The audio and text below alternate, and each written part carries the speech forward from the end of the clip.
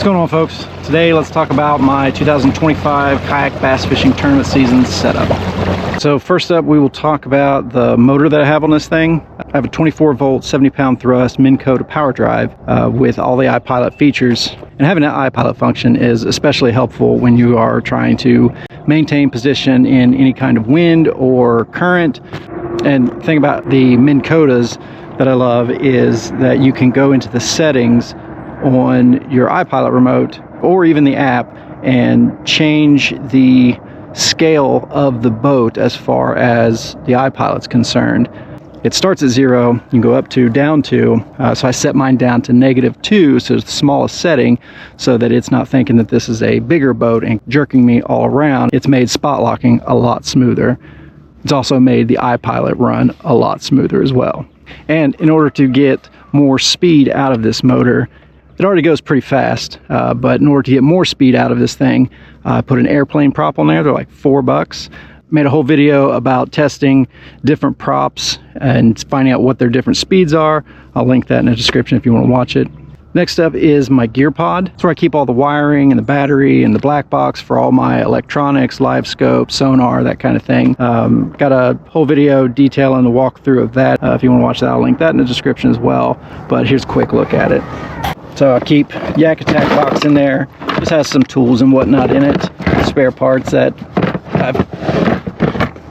come in handy over time.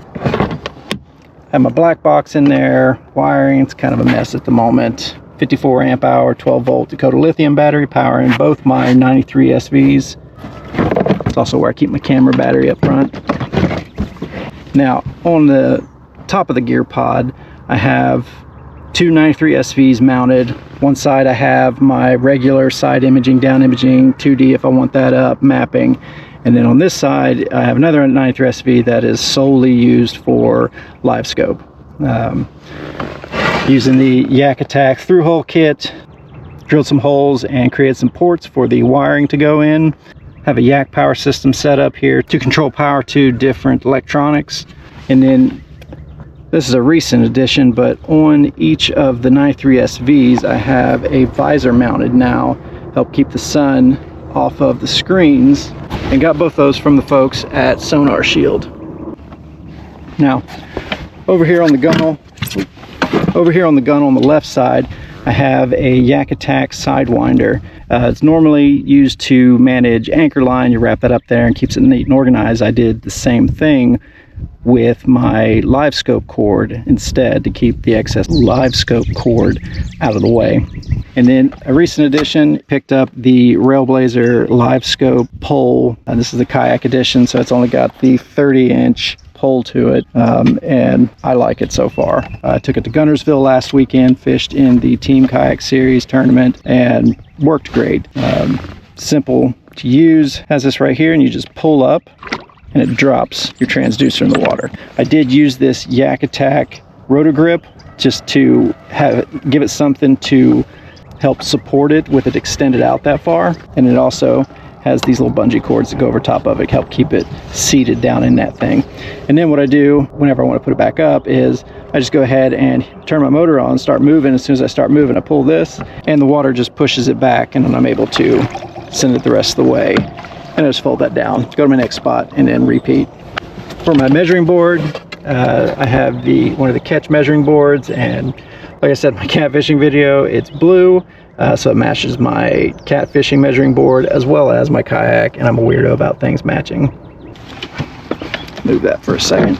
Over here on the right side of the gunnel, I have one of the YakAttack double header rotor grips that are meant for holding your paddle, but got the idea from Chris Hogan to repurpose that to hold my YakAttack landing net.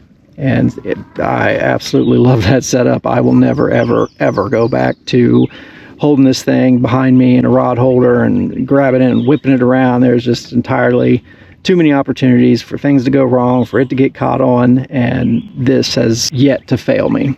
I did, on my trip to Guntersville, accidentally knock one of these rotor grips off, and I haven't got a chance to replace it yet. And then using one of the heavy duty track mounts from YakAttack, I have their Redodo grip phone holder. This is by far my favorite phone holder. I'm able to keep my phone where I can see it, so I can pull up Navionics, Garmin, whatever map service that you use. It's right there within reach and easy to see. And then also I have it tethered off to the phone mount, so in case it does fall, it doesn't go off into the water, and that'll save you $1,000. Also have my measuring board right there. I'm able to put the fish on it, reach over with one hand, put up my camera, and then take my picture, and it goes right back there. If I want to check it real quick before I toss the fish in, I can pull it up and look at it one-handed and then throw the fish in. And the base for all of my gear for my tournament setup is my 2023 NuCanoe Unlimited. The thing is 41 inches wide, which means incredible stability. It has a 650-pound weight capacity, and the track system allows for unlimited customization. With the Fusion 360 seat, it allows you to spin all the way around, face backwards if you want to, cast that way. And in the sides here, they have these molded in tackle storage areas where I keep these Cast King 3600 boxes and keep hard baits in them. I got my crankbaits, usually like my square bills and whatnot over there, and then more deep diving over on that side. On the side of my seat here, I have the YakAngler side track with the cup holder on it, and I keep my set of pliers, scissors tethered there, and then if I want to throw a drink in there, it's where I keep it. And then slipping it around, I have my orange and black Yak Attack Black Pack Pro. It's the 13x16, fits perfect back here. And on top of that, I have a short stack, and then mounted on the front of it, these tackle box holders. I just keep chatterbaits, terminal tackle, things like that back there. And then YakGadget also has this, what they call the micro caddy, and it's just kind of my dump bucket that I throw stuff in when I don't want to take the time to put it away, which I do a lot on the water. On the sides back here, I have two Yak Attack Omega rod holders. I have one on each side whenever I'm landing a fish, get it in the boat, so I'm not having to worry about it falling off into the water, which I've had that happen, or figuring out where to put it. I know right where they are, stick it back there, it's out of the way, it's secure, and then I can, two hands with the net on the fish, get the hook out of its mouth, get it measured, get it back in the water, my rod's secure. And then on the side of my Black Pack Pro, I think it's only supposed to have 3, but I have finagled it to hold 5 on each side, so I can hold a total of 10 rods on there. Inside the short stack, I keep 2 of the track packs. This one is just keep some jigs put together, miscellaneous tackle, and in this one, in some foam, I keep jigs and hooks and whatnot.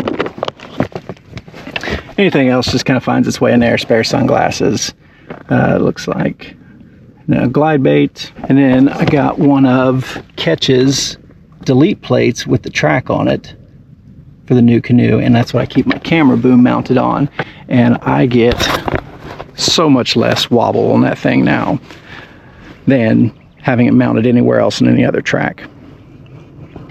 Back here, have the Anchor Wizard, which this thing has been clutch, especially down at Gunnersville. I can drop that thing in the grass, and the grass holds it pretty well, and it actually even comes up out of the grass pretty well. But that has enabled me to be able to hold position in the wind, but facing where I'm trying to cast, whether it be a bank, a point, down tree, anything like that. I'm able to face it now instead of having to try and cast around, my rod's behind me or the camera boom facing backwards on my kayak. Then have that mounted back here on this DIY plate that I made out of some HDPE. And then I also have Yak Attack's first aid kit mounted back here and tethered. So competing in the Kayak Angler Magazine YakOff Awards right now, and one of the sponsors for this competition is Guardian Angel, and they were kind enough to send all of the participants a Guardian Angel kayak light kit, and I installed mine recently after I got it, and I like it. It looks like the flag has something plastic in it that keeps it sticking out instead of kind of falling down. Doesn't need to blow in the wind to be out, is I guess the point. On top of it you have this magnetic light, and it's remote controlled. And then also with that kit came another set of lights that are red-green, and they're also on this magnetic mount that attaches with some 3M tape. And it also connects to the remote, so you can turn them off and on as needed, which most folks, you know, first 30 minutes of a tournament you need them on, and after that you're not required to. Powering my trolling motor are two 24-volt 50-amp-hour batteries from Redodo. The thing I love about these is the Bluetooth functionality. You're able to connect your phone to it using their app, and you can monitor how much battery you got left. You can monitor how much of an amp load you have currently, which came in super handy last month when I was at Lake Murray. I had a hiccup while I was out on the water and faulty wiring on my part, but then like once I fixed it, it was only a temporary fix, and I was able to monitor the amp load for the rest of the day while I was out there to make sure I didn't burn up another wire. That story's coming later in the video. And then under my seat I have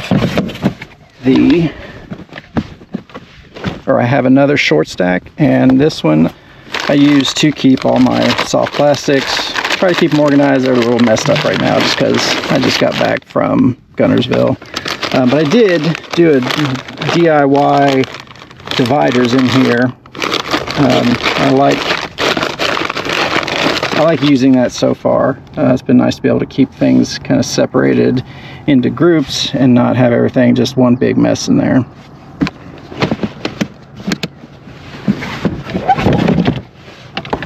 Hey folks, I just got home and realized I forgot to talk about the scupper plug transducer mount from NuCanoe for the NuCanoe Unlimited. So let me show it to you real quick. So it goes in this middle scupper plug right here. It has a rope that comes to the center that you can pull.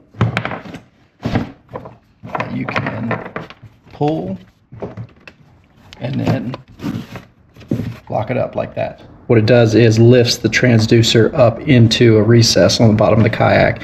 Helps keep it from getting banged up on any kind of rocks. That's what it looks like on the underside of the kayak.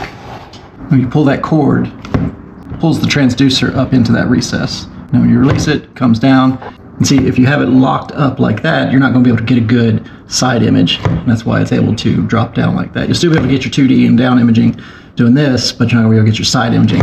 Drop it down, clears the bottom of the kayak, and you're able to get that side imaging still. Alright, back out on the water. Another recent addition to my setup is an on-the-water Innovations kayak trailer. It's one that has 2 sets of bunks, so I can carry 2 kayaks on there, which is super helpful when traveling for these team tournaments.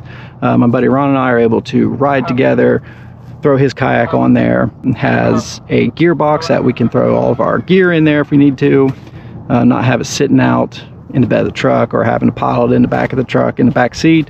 And then also on top of it, it has a rod box made by Yakima that you can store 8 rods in, and it has foam padding with notches in it for each of the rods, and then has a bungee cord that goes over top of them and keeps them secure whenever you're going down the road. Even if you're driving on a bumpy road, they're not getting knocked out of there and breaking off the rod tip, things like that. And that's my 2025 kayak bass fishing tournament season setup.